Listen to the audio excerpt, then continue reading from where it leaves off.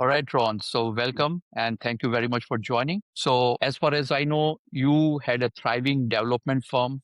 You published almost 5 books, if I'm not wrong, Correct. Yes. and you have a track record most people in real estate usually retire on. And Yeah. instead, you blew it all up to start an AI company. So Yeah. what were your thinking? Look, firstly, thank you very much for giving me the opportunity to have a chat with you. I was going to immigrate to Canada, been an architect, property developer, mentor, but I was always been interested in technology. So because technology is going to influence us in some form or matter, no matter what profession you're in. So I thought, wow, that is a great platform whereby we could tokenize real estate. Mm, But there was no governance around blockchain itself. Cryptocurrency took the foray and it tarnished the name of blockchain technology theoretically. mm, So being interested in technology at all times, when AI came along and I thought, wow, there's another powerful tool mm, and how to apply it to my profession or my industry. And that's mm, where it started with my journey into AI. But I saw a bigger picture with that. mm, And I saw the application because once I'm in real estate specifically, it's still a business. And I mm, saw, wow, how can it apply to business? And it just got further interested in that aspect. So with that, also I looked at the problems in the way people are implementing artificial intelligence. And I looked and analyzed and said, well, what is artificial intelligence? It's not purely tools. It's not mm, that. It's an overarching form of intelligence to help you on your mm, journey. So my approach has never been get the tool. For example, let's get an AI agent. That's a tool. I mean, mm, even a receptionist for that matter. But if people after a while realize that's a bot that you're speaking to. There's no human. I think statistics now are telling us that people don't like to speak to a bot, for example. mm, So my approach has always been about, okay, how do we best approach this? And having been in business for some time, mm, I realized that once I can do real estate, there's a bigger picture out there. mm, So that's when I started Acuity AI. And what is Acuity AI? Acuity AI is a collective of domain experts. So, for example, I'm a real estate property development expert, construction. That's my forte. We have people in education. We've got an expert in Western Australia, which is predominantly a mining area, and expert in that area. We have another expert in healthcare or in sports. So mm, what we do is senior members who have life experiences. So when we speak to clients, for example, if a real estate company that wants to implement AI, I would go along together mm, with another layer that is a group of graduates who have mm, expertise in the technology itself. So it's a bit of a mix because I mean, once I've studied AI, I'm not a total expert from a mm, technical point of view. So in this whole journey, it's about not just a technical expert coming along. It's about mm, understanding the business, the mm. nuances of business, because every industry has a compliance. So with that, that's when we form Acuity. So when we consult expert. Okay, no, this is very interesting because what I am seeing is this, in my opinion, AI is helping all the industries. Good. Mark and I are in Elephant Scale, we are teaching AI and we are also provide consulting, and everybody is amazed how it is working. But for some Yeah. reasons, in my experience, because we try to teach AI to in the universities, and we find two sort of kids in universities. One, which are like 20% who actually understand the AI, and then there are other 80% who actually hate AI for whatever reasons. So Huh. I am, it is very hard to explain those kids that what benefits AI can bring to your life. Because I have read the article that even AI probably can find very easily how genetically, I mean, it can find out that how cancer can be treated very efficiently. Or I have heard that type 1 diabetes also it is able to find the cure, and it has a lot of use cases where you are dealing with the large data. So one way it is doing a lot of good things to humanity, but for some reasons, like 80% of college kids or Gen Zs, they see AI as taboo. So have you experienced similar sentiments in Australia? And if so, what is the solution, how we can bring the true strength of AI to these youths? Very interesting question. So you ask about Australia. I mean, the students I'm dealing with, obviously they in that space. So it's they converted already. So, but I have read many articles about this aversion to AI, and I think that comes from fear. An unknown is fear, and I think we as leaders and those who are experiencing both can assist those who have fear. Now, I think one of the biggest fears which I'm picking up or what I'm reading about, because the way media exposed AI, it's about Yeah. taking your job. Now, Hmm. we as leaders, I'll come back to the point of governance. If we have guardrails, we have policies, right? We can certainly help those who are uncertain. I did a LinkedIn poll 2 weeks ago. And it's very interesting, but it was targeted businesses. And there was a 50%, strangely enough, in business that are currently applying AI into the business. 25% are thinking of it or sitting on the fence, but I think we had about 50% or 25%. So I think it's all about media sensationalism, media is about creating uncertainty. But I think that's with every change in humanity, when the Industrial Revolution came along, the tractor was going to take all the jobs. Right? Look what just happened. Population grows, outside and improve things. I think that same fear is appearing now, but I think it's leaders like us who need to set direction in terms of guiding and ensuring that we have governance. And more recently, too, is I put another poll out there. The poll was about uncertainty similarly. And again, I sort of picked up the percentages of that uncertainty. But it's, as I said, it's all about governance. It's all about having a policy, right? For example, in Acuity, we have a policy. We don't let AI take over. Right? It can. Look, there's many talks about, but we need to put those guardrails in. Still have your people, your employees, and your staff allaying those fears, right? When we help a client, we don't speak to the board or the founders of the company. We, in fact, interview the staff during the discovery. We try to allay their fears during that period. So I think it's just sometimes misunderstanding, but let's face it, AI is going to be here. In the time when I'm done or you gone. Yeah. Yeah. You personally represent an interesting point of view is that we don't let AI happen to you. Rather, you Yes. control what happens between Exactly, you Mark. and an AI. But let me ask you that question. It was Yep. rather you consciously reaching out to people, which Yep. kind of agrees with my idea that AI brings out the best in humans. Yes. Yes. Yeah. And that's why I take the typical example of blockchain technology. Crypto took over. There was no leadership. There was no human intervention to say it was greed that took over, in my opinion. But yeah, we got an opportunity to ensure we as humans to bring some governance into structuring AI. So when we talk about governance, right, Ron? So recently China introduced a rule that if you Yes, fire an employee correct. just because AI is cheaper, then you will be penalized. You can only fire the employee if you can prove this AI works better, right? So Yes. do you support this kind of governance, these kind of policies rather? Yeah. Well, that the story which comes back to that, Ashish, is that Yeah. was one of my polls. I said China has now made a ruling to the courts that you cannot sack or fire anybody because of AI. And there's been a journey. It is a number of big companies here in Australia. One mentioning like they got rid of 150,000 people in the organization because of AI. And the most interesting answer was that we will have an AI policy, right? So companies should have an AI policy. Now, one of those policies is to say, okay, well, if AI is going to improve my business through automation, now this particular staff member, whatever they're part of a simple task, how can we redeploy them? How can we train them? I think that is the best approach. Not just to say because AI's taken it and be cold about it. After all, you may need them again. We don't know. But how about retraining them and putting them on programs? And And that so that's was the recent announcement from Facebook. They yes. offered that to retrain anybody who wants to do the work. The Yep. work has to deal, I think, with building more compute centers, but Of they course. will pay a stipend while he is learning. Yeah, yeah. And that's going to happen with any change in any industry.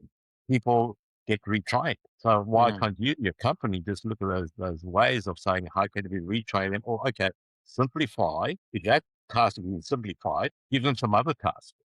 mm, Because if an expert, like say an accounting system, okay, they're good at bookkeeping, what other areas can they go into? mm, Or time. Do they spend a bit more time in admin, train them in some other areas of improvement? Yeah. So in real estate, right?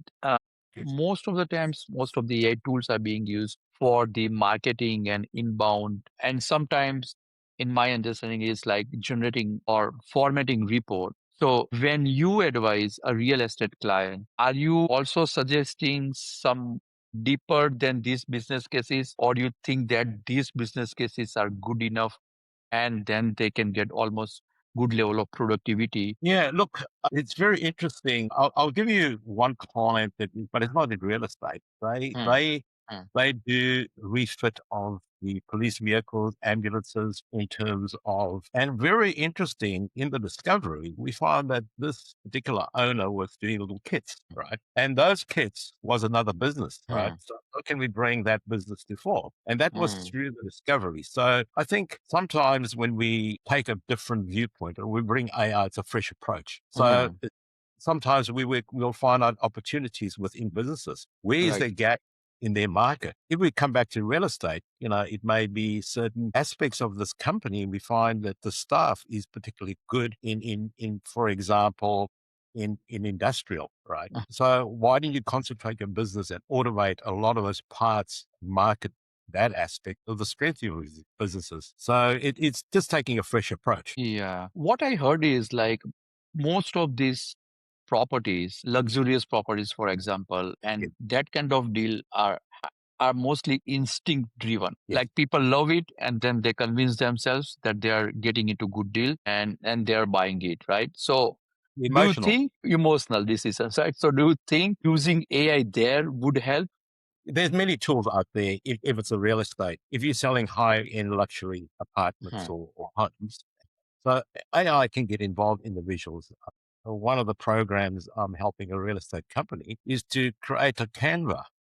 Canva's got all these tools and Yeah. graphics and everything else. How can you use AI to do that? Now, if you look at the dollars spent by real estate companies, absolutely phenomenal. I think it's Hmm. one of the biggest spends in most industries.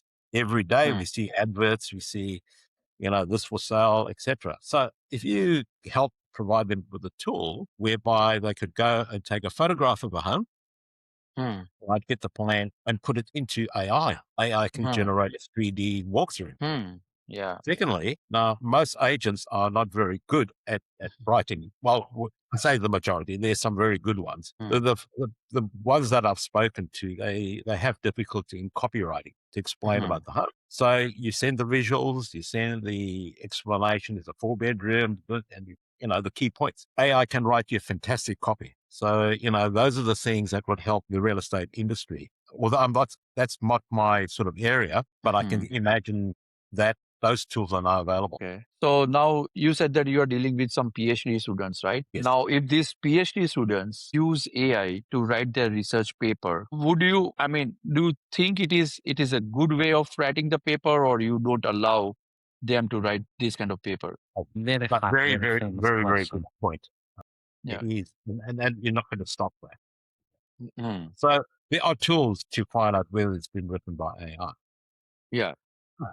you know, a depth of research is their voice coming out later, right? So if I'm adjudicating their papers, or I can automatically see whether it is generated by AI. Hmm. But yes, and I'll be quite frank, I use AI because I write a lot of ebooks. Yeah. What took me about a year to write a book now takes me 2 months, because when you put out a book or a paper, you got to do that research. But Hmm. the most important thing is, how do you prompt it? How do you structure your paper? That is a critical thing. It's asking the right questions of Hmm. AI, right? Yeah. So it's going to bring out your personality if you work with AI. So For example, AI knows my personality now. Hi, right? Yeah. Think, right? So it's built over a few years. So I don't automatically say, write me a book on luxury homes or whatever, right? And that's it. That's all. I brainstorm with AI. So my structure is to start with one LLM first, let me explain to you. Then I go brainstorm, come up with the ideas, and then I said, okay, I think we've covered enough. Let's consolidate this into a document. But then I would structure the document. I would say, let's look at table of contents and then run and edit everything in the table of contents. I said, no, I don't agree with this or whatever, till we get a draft. What I do then, I use another model. I go to another AI, large language model, and I said, now give me a constructive critique on this. Where are the holes? Where are the gaps, right? And how can I improve it? So I'm using those tools to enhance the Yeah. product. So it's not a matter of just saying, well, let's pump it in and it will give my research paper. It's not that. It's Yes. tools at the end of the day. You are the senior partner. Yes. Yeah. Okay, and my daughter shouldn't hear that, but she was fired precisely because she used the AI all the time, but she didn't act as a senior manager. She just Yes. copy pasted. And that doesn't work. That So may create she got bad. fired because we're choosing AI. She's an artist. She could do much more, and I think she's doing it. Yeah. So she is an artist, right? Yeah, she is an artist, but she was using AI too blindly, Yes. just copy pasting its output. Well, anybody can do that, and they very correctly said that. Why do Yep. we need you? But when you're acting as a boss, when you invite others, when you have a couple models, one thing you didn't mention as yet is let them go on their own journey. Maybe Yep. work for half a day. That They can would be understand. going agentic. Are you going that way? Yep. Yeah. So Yes, you yeah, are. very, very good question. I mentioned the thing about leadership, right? If we go into the AI era, it's about leaders understanding it. If you have a blind attitude and say, well, using AI, we're gonna obviously get rid of you. But if you understand, and it's like me working with my group, fortunately we're all AI experts to a certain level, we would certainly, we on that journey, right? So it's leadership. Companies that say, oh, we better use AI, but it's not the staff that's got to be AI driven. It's got to be the leadership. And that leadership, the bosses really need to understand what AI can help and where, Yes. secondly, importantly, where AI is going to fail. Right. So leadership's very, very important. Otherwise, we're going to have a lot of people just unemployed purely because they're using AI. Because of bad management. We had a person on our podcast. She is in education. She espoused pretty much the same view. And she was saying not only she mentioned management, but also said we were lucky with our management. They were smart, they understood the Yes. role of AI, and that's why everything went very smoothly now. Yeah. Yeah. Yeah. Yeah.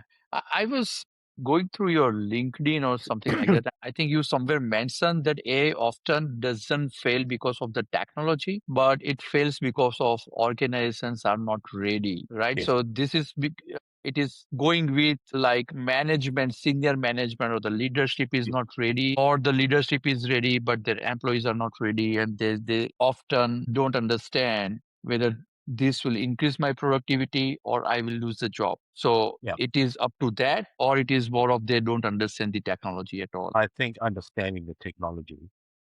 Okay. So like when we consulting with clients, as I said, we don't sell tools. We look at the business itself because most of the business that we consult are already operational. You don't want to disrupt the business and say start using the tool because it's a whole education process. So what we generally do, we do an assessment first to assess where you are with your AI. So as I mentioned, we don't interview just senior management or the bosses. We interview the staff on the floor to understand. So that's a time we allay fears because it's communication. It's like we spoke to staff on these mechanics, and we started explaining so we would say, where are your bottlenecks in the business? So we would then analyze and say, okay, if that is the case, then if we can automate that aspect. So we say, imagine it was this way. Will it give you more time to do other things?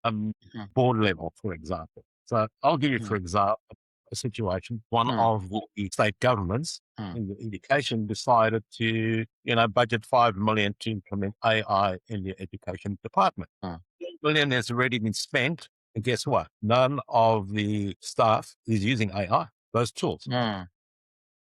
So its whole education process, it's not an overnight thing. It's getting Mm. those people who are sitting on the fence who are uncertain because we don't know what noise they're hearing from others. So Yes.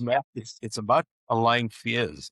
And that is our process. Yeah. See, most people, in my opinion, love to buy real estate. But when it comes to like due diligence, they are like, it is very complicated in many cases. So, do you personally think now AI is smart enough now that it can effectively do the due diligence with any real estate deal and then it will.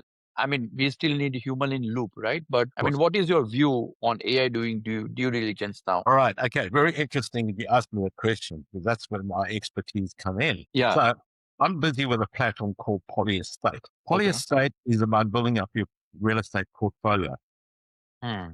personally. Hmm. So the tools that are within that platform, it has not been launched yet. We're Okay. finalizing it. What it does is that if you bought a home and now you go on this journey to build up your takes you on a journey. So part and parcel of that platform is to do that research. So AI needs to understand it's fine to say, okay, I want to go and spend this money, but have you been through your finances? Have you qualified? Are you qualified? We Hmm. mentioned about emotion. When you buy, well, some buyers are predominantly driven by emotion and make decisions on emotion. Yep. You've got to bring some form of reality. So the platform actually analyzes can you buy? And if you Hmm. can buy another property, what price range we should be looking at, Hmm. right? First and foremost, what should be the return you should be looking at? Then it talks about control. How are you going to manage it? Are you going to get a property manager to manage it or are you going to manage it? So once it Hmm. has all those parameters, you can ask it and say, okay, now find me certain properties. So it can search it. So you might have 2 or 3 properties. Now it goes to the next level. So say, for example, you decided, okay, there's 2 or 3 properties in different suburbs. You can now ask it for a predictive analysis. What Hmm. is it be like in 5 years, 10 years? Because property investment is long term. Therefore, you'll be able to get informed information. It will not be Hmm. able to give you saying in 10 years' time, this will be the value. It can only Hmm. go historical data. Given what has happened over the suburb in X amount of years, and given this is possibility. So, Hmm. but all those things are fed into your brain to help you make an informed decision. And AI, Yeah. what does it do in that whole process? Yes. Is the AI part of it now? Sorry, AI. Yes.